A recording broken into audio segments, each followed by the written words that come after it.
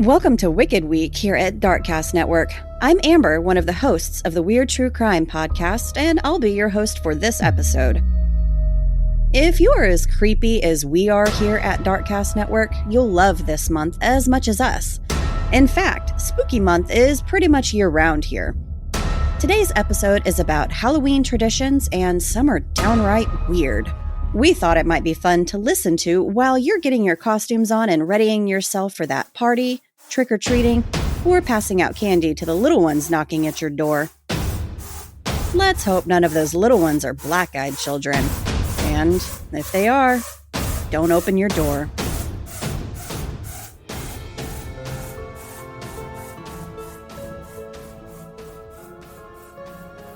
People love celebrating the spooky season by being frightened. We love walking through haunted houses or hayrides, watching horror films, and telling scary stories. Halloween is a time for getting the creeps. All in good fun, of course. What happens when you get more trick than treat? When a graphic decoration is liable to be deadly? At what point does a spooky celebration become a crime scene? I'm your host, Ash, and this is your host, Jordan. So let's get into it. Well, often a tasteless prank or cheap scare gone wrong is the reason for Halloween fatalities. And typically the person pulling the prank is the one who gets all tricks and no treats. Trigger warning, as this next section does get a little darker, with accidental suicide and the death of multiple children as the subject matter. You ever see those houses with like fucking epic Halloween decorations out front? I see some people who put way too much shit out. Is that what you're talking about? I think I actually remember reading about this when it happened. In a small, quiet neighborhood, a man was discovered laying totally out in the open in what appeared to be a terrible accident with the garage door. The man laid with half his body sticking out from under the door, his blood speckled all over the door and driveway. Police had multiple calls in quick succession. "There's a dead body in my neighbor's driveway! Help! Come quick!" Police sped to the scene, sirens screaming, lights flashing, ready to do the damn thing. Do the damn thing. Mm-hmm. Upon arriving, they discovered a much more sinister plot. Sinister plot. The owners had planted the body as a way to scare trick-or-treaters. Those dicks. This body was a prop. They had good decorations because everybody believed it.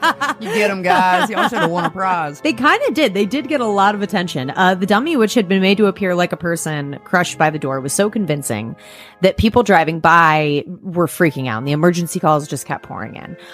The cops were annoyed, but they also recognized the humor. I mean, let's be real. Like, what else is happening in Greenville? They posted it on Facebook. They did. They got on Facebook. They put an image of it, and they were like, "This is a Halloween decoration. Do not call 911 reporting a dead body." They also replied to a few comments on the post saying they wanted to congratulate the owner on a great display. Usually you trust that there's like a distance between you and death. Actors, makeup, props, there's no chain on the chainsaw, you know. But what if there is? Bum, bum, bum. I was actually really surprised how often this one specific accident happens. I'm talking about imitating professional stunts without any real idea of what you're doing, and definitely without proper safety training or fail-safes in place. What typically happens is someone at a haunt or a neighborhood house looking to make a creepier vibe will show you a fake body hanging in a tree. Or one thing I've seen is like the body falls out of a tree or the gallows when you're going past. When it's done properly, the person is secured to a safety harness that's able to support their full weight. So why aren't they just using dummies in these? They're doing this to real people? Okay. The person's in a harness and this whole thing. So, there's all kinds of shit happening. Right. Just to be clear. Yeah. So if done properly, it gives you the creeps. It's a little jump scare. Onward into darkness. In 1990, 17-year-old Brian Jewell was taking part in a haunted hayride in Lakeland, New Jersey. It was here he performed a stunt where he was hanging from the gallows. Brian had previously done this successfully many times throughout the month and even earlier that day. During the ride, about 40 people were driven past as they go through multiple creepy tableaus and frights. The trick was Brian would be standing on a crate, and as the customers were driven by on a tractor, he would step down to the ground to create the illusion he was hanging. He would then deliver a dramatic speech warning people to turn back and so on and so forth. The noose tied around his neck was not meant to tighten. And the few times that day Brian had done it, it went without any incident. But on what was to be his final performance, Brian failed to deliver the speech he normally made as the wagon went past, which alerted the tractor driver that that there may have been something amiss. Police said that the hayride patrons discovered Brian's body hanging from the gallows with his feet touching the ground. He was pronounced dead on the scene. They should have used a dummy. Even if you've done a stunt several times that day, every single performance, everything needs to be double checked. Yeah. You just can't be like, I've done it 3 times today, it's fine. You can advocate for yourself. If you're working at a haunted hayride or something and they're like, hey, we're going to put you in a gallows. No, thank you. Yeah, how much are you paying me? Right? Yeah.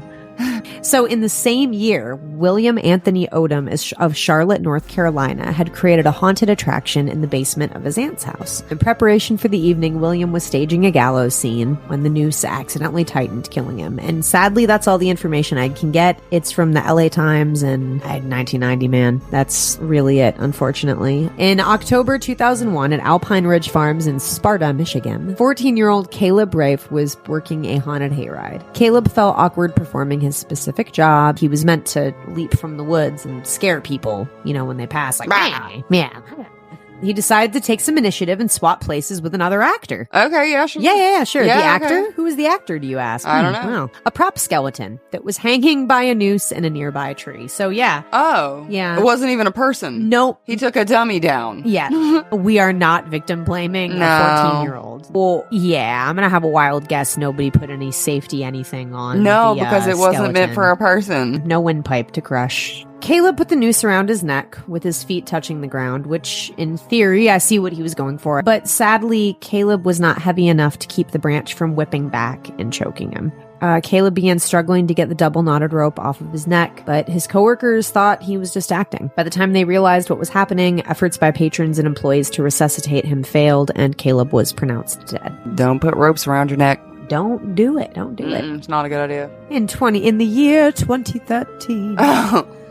16-year-old Jordan Moreland was decorating the front yard with his little sister. Jordan loved Halloween. It was his favorite holiday, and he really went all out on decorating. And according to his mom, he really had a passion for it. They'd been working hard all day, and after taking a break to help his mom with laundry, because he was a sweet little baby. Okay, because he was nice and helpful. Jordan thought it would be fun to prank his sister, right? Okay. Yeah, a little bit of Halloween fun. So Jordan grabbed a noose decoration that he'd set up hanging in a tree, and he slit his neck inside. Waiting for his sister to pass, he would scare her, and it would be really epic. But before he could do that, the rope tightened, cutting his brain off from oxygen within 20 to 30 seconds. Jordan's sister did find him, but he was unconscious. Their mother rushed out to cut him down and revive him to no avail. He was rushed to a hospital where Jordan had fallen into a coma. Although efforts were made to revive him, sadly his organs had already began failing and he died just 12 hours later.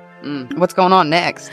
Well, we're about to touch on 2 incidences of intentional suicide. On October 26, 2005, locals were haunted by a hyper-realistic Halloween decoration. The decoration in question hung from a tree in a moderately busy road across from a neighborhood for several hours, suspended 15 feet from the ground. Since it was so high in the air and prominently displayed, hundreds of people saw it, and I bet they were super shocked later on to hear in the news that it was actually a real body. Oh, I bet they were shocked. Yeah, dude, that would fuck with me. I'd be like, okay.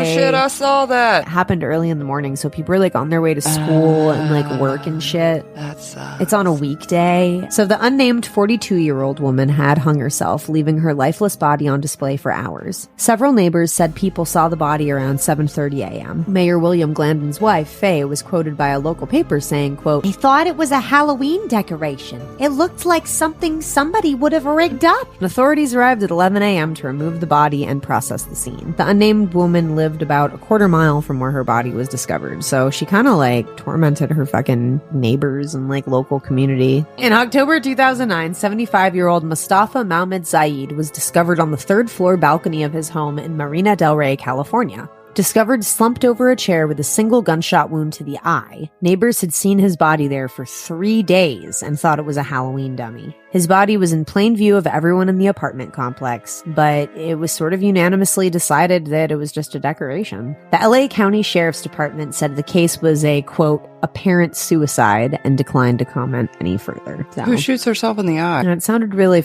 suspicious to me. That is suspicious. In 2014, in Spring Hill, Florida, Israel Lopez, 50, and Adam Hines, 36, were hired to clean out a rental home on Tree Haven Drive. The landlord had to evict the previous tenants who had skipped rent payments and left a huge stinky mess behind. They stank. The house was left looking like a bomb hit it. There were just boxes, paper, and shit everywhere. Dead mice were strewn all over the place, and there was just this foul, sour smell everywhere. Of death? Because of the dead mice everywhere? Well, ew. As the men moved into the garage, they discovered a strange object hanging from the ceiling. Property owners were positive it was a dark prank played by frustrated tenants or a distasteful Halloween decoration. Cutting the dummy from the ceiling, it was placed in a pickup truck along with piles of trash, all headed for the city dump. When they arrived to the West Hernando garbage transfer station, and here's where things get weird, county employees at the dump started noticing the load the men had dropped off. They dropped a load. They dropped a load and it was stinkier than usual. That's literally what I wrote. The workers called the police and notified them that they were pretty sure a body had been dropped off. When Israel Lopez returned to the dump to drop off another load, he was recognized by workers and interrogated by police immediately. Well, the police determined that no crime had been committed by the workers, and the whole affair was just an honest mistake. But dude, I'd probably quit my job. Yeah, once you realized you cut down a dead body hanging from a garage. And then brought it to a dump with a bunch of trash. Well, if you've been listening to these tales so far and you've been wondering how in the hell a body could be mistaken for a prop, consider this quote from a witness. "I think it's important to realize that most people, they either have seen someone who has very recently passed, or they see them at a funeral home. Obviously, this body was not anything close to either of those. It was somewhat mummified." Well, the neighbors said they hadn't seen anyone on the property for the past 2 months. However, one neighbor claimed to see a woman in 2 men at the house about 9:30 a.m. who appeared to be showing the home to a potential renter. And a few hours later, she saw the pickup truck back into the driveway and the cleaners arrived. Took a while to notice him. Well, a quick investigation revealed that Jeremy Allen Whitforth, 33, had completed suicide by hanging in the garage several months prior. He's survived by a wife and 2 young children. I hate that all we can really share about these people is their final chapter, but really there's nothing else out there. Hello, I'm Jackie Moranti, and I'm the host and producer of Cause of Death 100 Seconds to Midnight, a DarkCast network production. Tuberculosis. It's been known by many names. The Greeks called it phthisis. The Romans called it tabes. In Hebrew, it was known as shleshapeth. Others called it the White Plague, but most commonly, it was called consumption. In colonial New England during the late 18th and early 19th centuries, it was known as the vampire disease. It was during this time that tuberculosis killed more than 2% of the population of New England, and villagers were terrified. People watched as their relatives and friends lost weight and coughed blood while their skin turned gray. The disease would progress day by day and month by month until the patient finally passed away. People with tuberculosis seemed to wither away as if something was feeding on them. Tuberculosis is highly contagious, and it wasn't uncommon for entire families to succumb to the disease. Families watched as their brothers, sisters, fathers, and mothers were consumed by it. They wondered if they would be next. This was before germ theory and a knowledge of bacterial infections, so physicians and families turned to the only thing they knew: superstition. They began to believe that their villages were under attack by vampires. They believed that their relatives had just joined the ranks of the undead. Near what is now Griswold, Connecticut, lay the village of Jewett City. The people of Jewett City were prepared to fight vampires and rid their community of the undead. They dug up the graves of people who had died of tuberculosis, and if there was nothing but a skeleton left, they would decide whether the deceased was a vampire. If the village believed that the person was not a vampire, they would turn them face down, just in case. After a thorough examination of the bones and a decision was made that the corpse had turned into a vampire before death, they would rearrange the bones by decapitating the skeleton. They would then remove the legs so that the vampire couldn't walk out of the grave. Many times, the bones would be arranged in a skull and crossbones pattern to confuse the vampire and prevent them from putting themselves back together.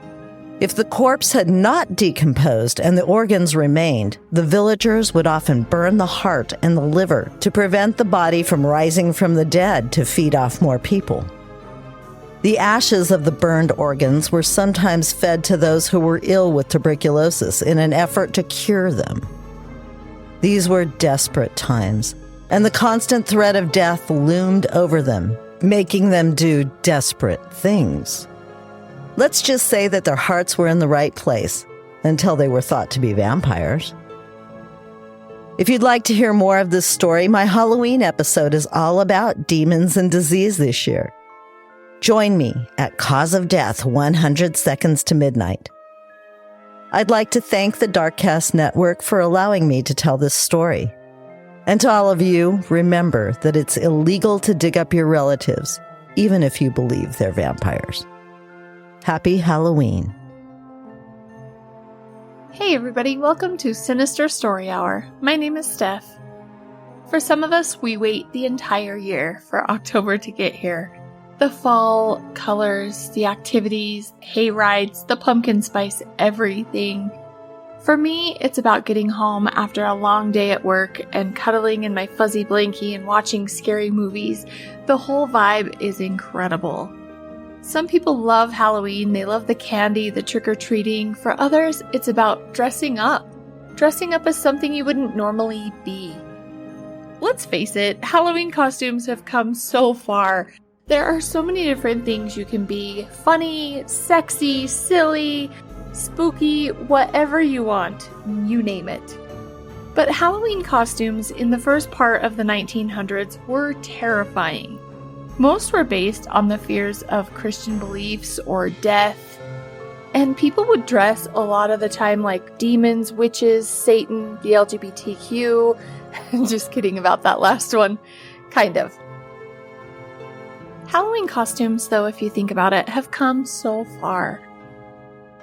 The origin of Halloween costumes, however, may actually date over 2,000 years, starting back with the Celtic pagan festival of Samhain, which would mark summer's end and the beginning of the year's darker half in the British Isles, and started on October 31st, and it continued through. During the festival, people believed that the ghosts of the world would become visible to humans. Some people would offer treats and goodies to the gods, while others would dress in costumes like animal skins and animal heads so that wandering spirits didn't confuse them as one of their own. Now, there's really been no written documentation of those practices because the Celts really passed down the stories of their tradition orally throughout the generations.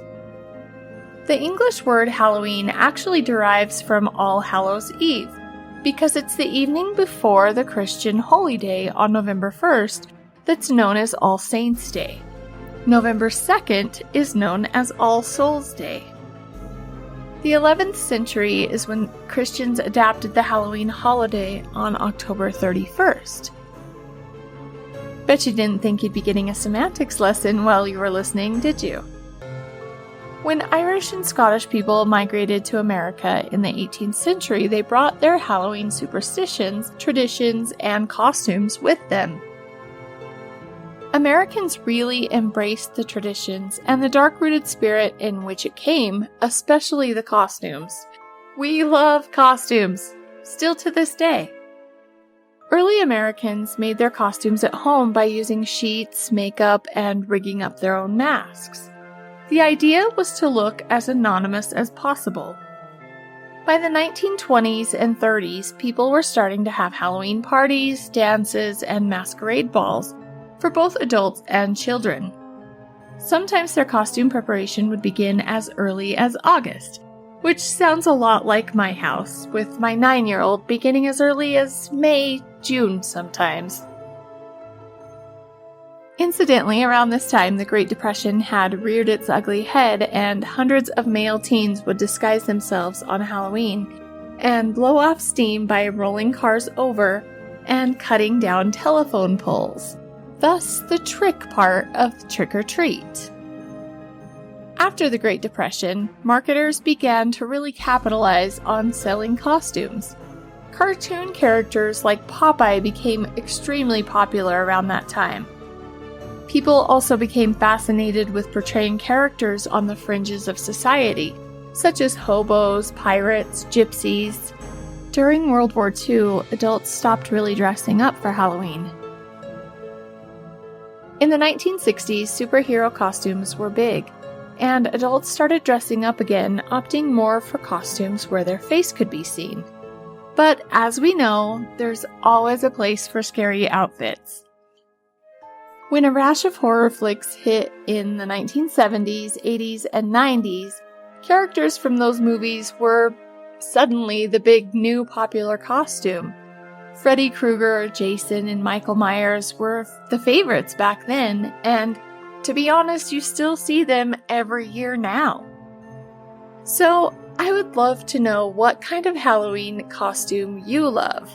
Will you be a vampire, a sexy wench, an ogre? Let's face it, you can make any costume a sexy costume, which I've never been the sexy Halloween costume kind of girl. I would love to see your Halloween costumes. Make sure to share those with me on my social media at Sinister Story Hour on Instagram or Sinister Hour on Twitter, X, formerly known as Twitter. Thank you all for listening. Happy Halloween! Oh, Halloween.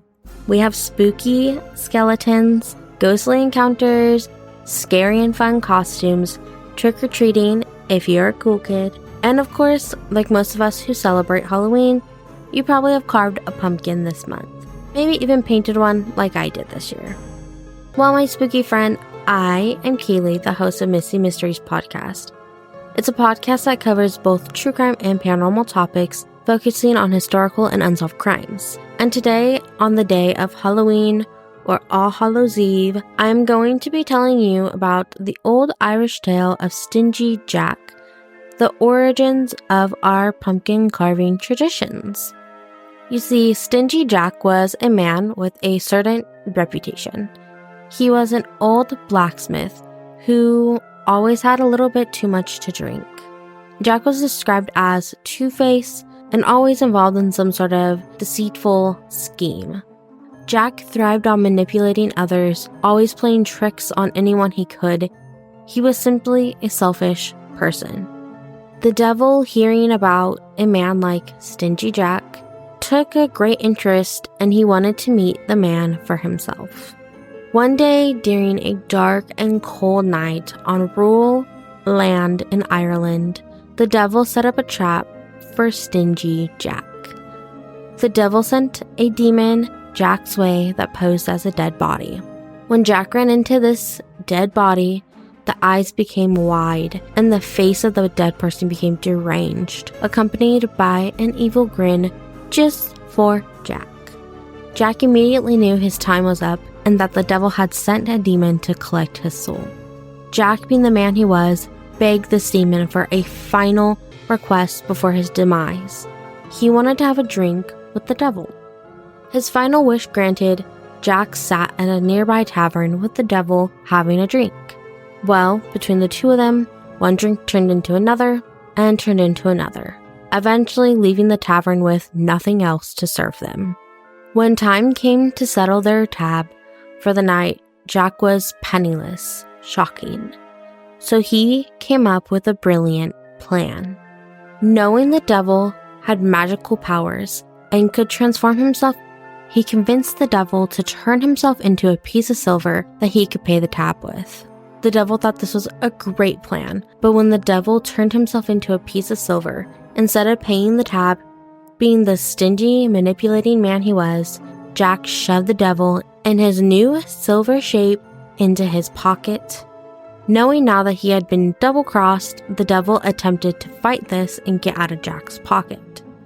Despite his fighting, Jack had trapped the devil in his pocket with a crucifix, and the only way out was to make a deal with Stingy Jack, the two-faced man.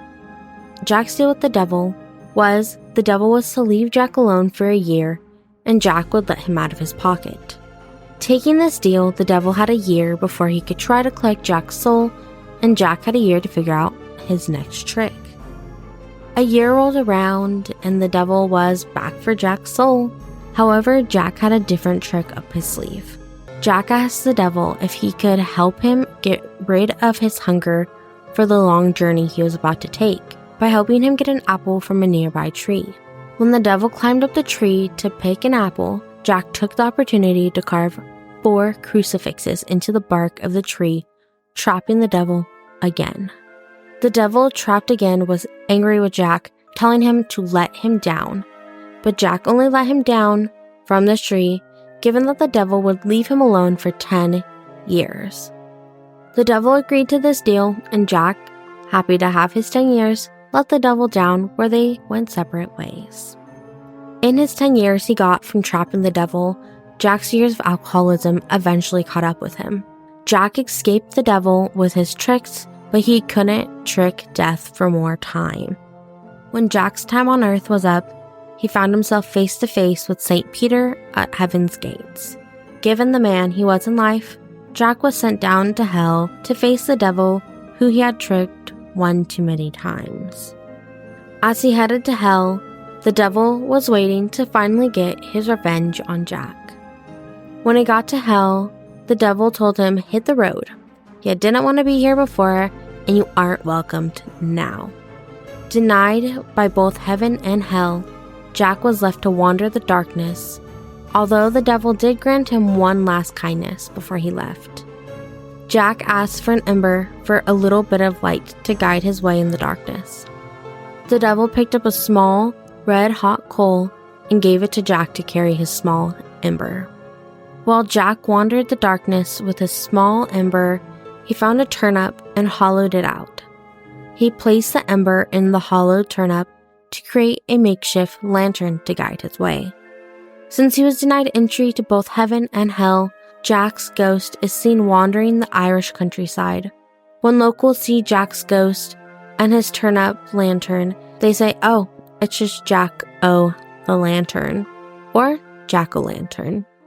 As we know, October 31st, it's Halloween, and many other celebrations happen on this day as well. Among these celebrations and beliefs, it's generally believed the veil between the spiritual world and ours is open, attracting spirits to the living. For the Irish locals, 31st made them worried spirits may try to enter their homes, including Jack's spirit, who was forced to wander the darkness with his lantern. They would carve menacing faces into turnips and rutabagas and displayed them on their doorsteps, with candles inside, just like Jack's lantern, in hopes to keep Jack and other spirits wandering on Halloween night away. Now, as we know, America is a melting pot, and many of our traditions come from different cultures and places. While in the 19th and 20th century, the tradition of carving turnips and rutabagas was brought over by Irish immigrants, but it was quickly realized that a gourd more indigenous to America was bigger and easier to carve. That gourd is, of course, the lovely pumpkin. So, from the story of Stingy Jack, the tradition of the jack-o'-lantern and carving pumpkins was born. Before I leave you to hear all the traditions from all the other amazing DarkCast shows, I want to remind you not to add any chemicals to your jack-o'-lanterns for the wildlife that may find your spooky porch friend tasty. And a great way to help prevent the pollution added to the landfill from pumpkin carving each year is to make sure to add your jack-o'-lantern to a compost pile or look into farms that may use your jack-o'-lantern to help naturally deworm and feed many of their farm animals. Till next time, I hope you have a very spooky but safe Halloween. My name is Brenda, and I'm the creator and host of the podcast Horrifying History. Are you into the dark side of history? Horrifying History tells you about the side of history that people don't normally talk about. we tell the tales of haunted places, infamous true crimes, the paranormal, unsolved mysteries, and then we look to history to see where the truth actually lies. Today, we're going to tell you where the lore behind poisoned Halloween candy comes from. Now, as you all know, monsters and goblins pop out of the woodwork at Halloween. But if you were to believe Buffy the Vampire Slayer, Halloween is when the monsters take the day off. That brings an opportunity for real-life monsters to come out and play. And this happened in Deer Park, Texas, on a dark and rainy Halloween night in 1974. On that night, optician Ronald Clark O'Brien was out watching his kids as they were trick-or-treating in a neighborhood near their home. 8-year-old Timothy and 5-year-old Elizabeth were joined by their neighbors Jim Bates and his young son as they went on the hunt for free candy. The group approached a house that had its lights off, but the kids knocked on the door anyhow. After all, the hope of getting more candy was just too hard to pass up.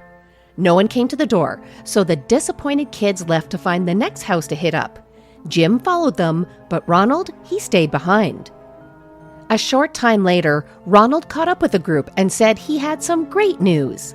He pulled out a handful of 21-inch or 53.34 centimeter long pixie sticks. For those of you who have not indulged in a pixie stick, it's a colored powdered candy that's packaged in a wrapper that makes it look like a big drinking straw. You pull the end off and pour the powdered candy directly into your mouth. They come in various flavors, and basically it's eating straight sugar with either a sweet or a tart taste. It's every kid's dream sugar rush, but back to our story. So Ronald, he pulled out these pixie sticks, and he told the group that there actually was somebody at that last house after all. They gave him the pixie sticks, one for each of the children to enjoy.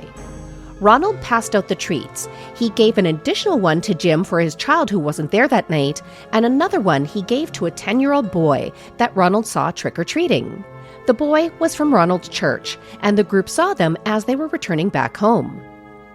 After getting home, Ronald told his kids to get ready for bed, but before they did, the kids were allowed to have one treat from their night's haul. Ronald's son Timothy chose the pixie stick. As he opened it, he found that the powdered sugar was stuck in the straw. He asked his dad for help, and Ronald manipulated the tube to dislodge the treat inside. Then Timothy took his first hit of sugar, and it tasted bad. Timothy told his dad that it tasted really bitter, so Ronald gave him a glass of Kool-Aid to wash away that bitter taste. Less than an hour later, Timothy was dead. A phone call was made to the Pasadena Police Department that same night, saying that an 8-year-old boy had died. He was rushed to the hospital, but there was nothing they could do.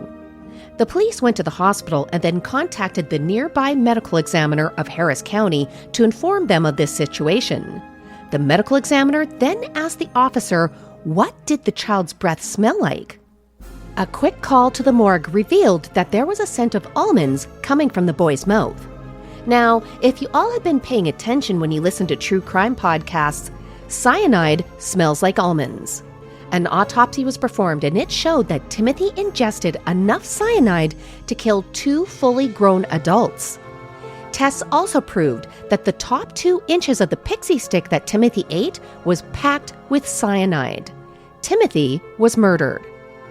The police were able to recover the candy from the other kids in the group before they were able to dig into them. But the scary thing was that the police saved another child's life that night. The police had discovered that the tampered pixie sticks were sealed with staples. When the police arrived at one of the houses that night, one of the children in the group was in bed with his pixie sticks in hand. The only reason he didn't eat it was that he wasn't strong enough to get the staple to come out. The police then asked Ronald to bring them to the neighborhood that they were trick-or-treating in and wanted him to direct them to the house where he got those pixie sticks. But when they got to the neighborhood, Ronald allegedly forgot which house they went to. He also claimed that he never saw the face of the person responsible. The person who gave him the pixie sticks had just emerged from a shadowy doorway and handed him the candy. So I can guess that you all are thinking the same thing that the police were, that comment was very suspicious. So the police brought him out again, and they were very direct with him. Show us which house. Now immediately, Ronald just happened to remember and pointed at a house. Conveniently for Ronald, the house owner was not home at the time. The police were able to track the man down at his place of work, and they immediately arrested the man. But there was a problem. The man had an alibi. He was at work the night in question, and this was witnessed by many people. The man's wife and daughter were also home that night, but they ran out of candy. They turned off the lights, and they did not answer the door. At this point, detectives were told that Ronald's current behavior was very strange. Now, apparently, he was mad that his relatives did not stay up late the night of Timothy's funeral. According to Ronald's family, Ronald said that he wrote a song about Jesus and how Timothy joined him in heaven. Ronald got mad when his grieving family did not want to stay up late to watch a recording of this song being performed on television. And that's not all. Detectives also discovered that Ronald had very recently taken out life insurance policies on his kids, $10,000 per child, and a month before Halloween, he added an additional $20,000 on each child. At this point, investigators discovered that Ronald had debts over $100,000, so they called the insurance company.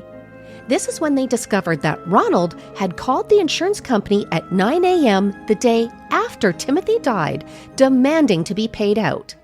The police immediately went to a judge to get a search warrant. What they found was a pair of scissors that had blades. These blades had plastic residue on them that was the same as the plastic containers of the contaminated pixie sticks. Ronald was arrested and brought in for questioning. Now, during questioning, even further evidence came out. Ronald was going to a local community college, and in class, he asked his professor odd questions like, "What is more lethal, cyanide or some other type of poison?" Another individual who worked for a chemical company told police that a man came in to buy cyanide, but he left after he was told the smallest quantity he could purchase was 5 pounds. He didn't remember what the guy looked like, but he said that the man was wearing a smock like a doctor. Now, if you all remember, Ronald was an optician. He would wear a smock as part of his work uniform. But these were the days before DNA testing and debit cards. Because of this, police could not 100% prove that Ronald killed his own son and tried to kill the other children that Halloween night. Ronald pled not guilty at trial, and his defense attorneys tried to blame some sort of Halloween boogeyman who used the cover of Halloween to murder children. But that defense didn't work. It took the jury only 46 minutes to return a guilty verdict for the person who the press were now calling the Candyman. An hour after that, it was decided that Ronald would meet his end in the electric chair. And now, my spooky friends, you know the tale behind the urban myth that still floats around today. That evil people are handing out treats filled with broken glass, poison, or sometimes razor blades, even though there is not much evidence to suggest that this is a thing. But I didn't say it doesn't happen. In the year of 2000, a man was charged with putting needles in Snicker bars that he handed out to trick-or-treaters.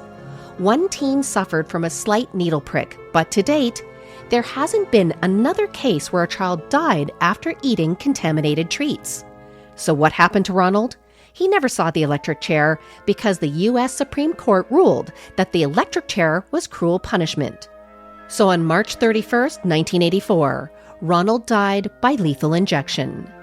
So my spooky friends, the moral of this story is just be safe. Check your children's candy just in case. Thank you all for joining me today to hear the real story behind the lore of poisoned Halloween candy. If you want to hear even more tales like this, you can subscribe to Horrifying History wherever you listen to your favorite podcasts. And to get even more spooky content, join us on Facebook at Horrifying History, on Instagram and Threads at Horrifying_History, or on Twitter at HorrifyingHist1. Thank you for joining us for DarkCast Network's Wicked Week. We had a great time presenting all kinds of scary for your listening pleasure this week. Be sure to take a few minutes to check out all of the incredible DarkCast Network shows by visiting darkcastnetwork.com. Be careful, though. You just might get hooked on a new favorite. Once again, this was Amber of Weird True Crime, and from all of us at DarkCast Network, we wish you and yours a very safe and happy Halloween.